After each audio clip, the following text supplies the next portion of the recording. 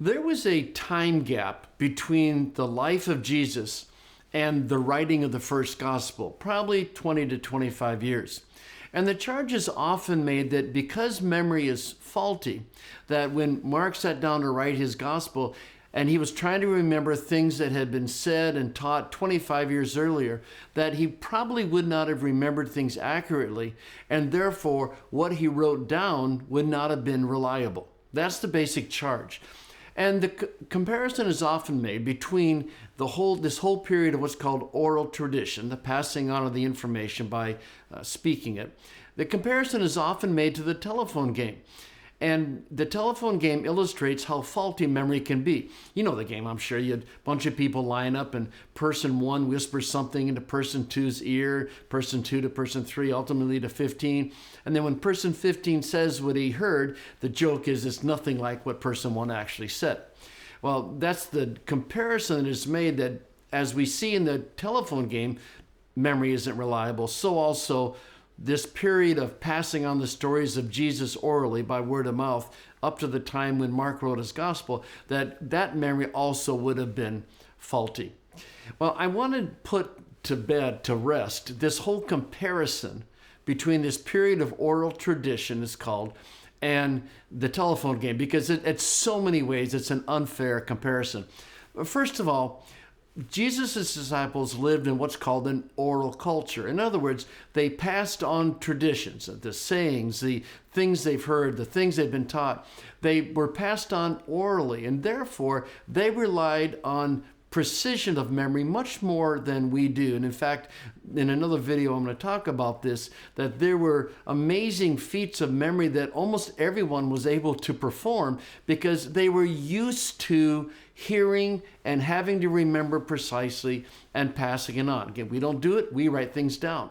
They remembered things, and part of this too is repetition.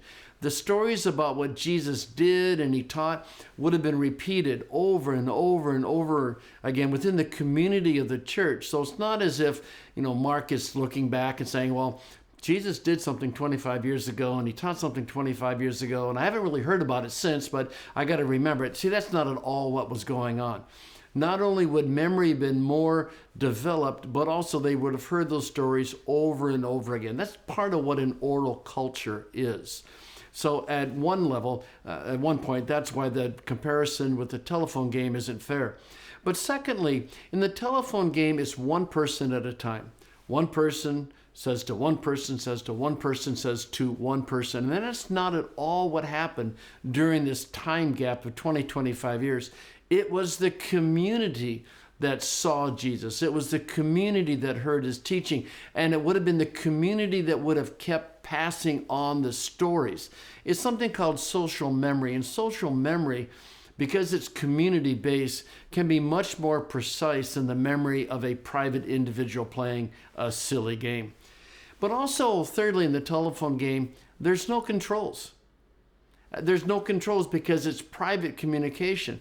But during this time period of oral tradition, that you had the leaders of the church, and the leaders, Peter, for example, he would have heard and he go, wait a minute, no, that's not quite what happened. I was there, so forth and so on. And you would have had the control of the leaders, control of the community, but also the control of the leaders. And finally, and perhaps most importantly, there's no cost at getting it wrong in the telephone game.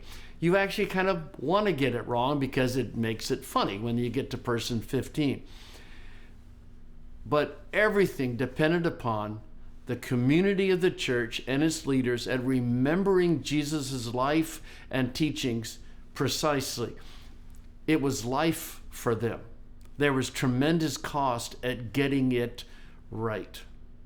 See, my guess is if they played the telephone game, and if their lives depended upon getting it right, person 15 would have said exactly what person 1 said. In fact, even if you get a bunch of people in our culture today, and you line them up and say, okay, your life depends upon the accurate recitation of what person 1 says. And if person 15 doesn't get precisely what person 1 said, then there's going to be an extreme cost involved. I'll bet you that you would remember what person one said accurately. So let's stop comparing this period of oral tradition to the telephone game. They're nothing alike. Okay? You can read about this and related topics in my book, Why I Trust the Bible. Please check it out at billmounts.com/trust. Thanks.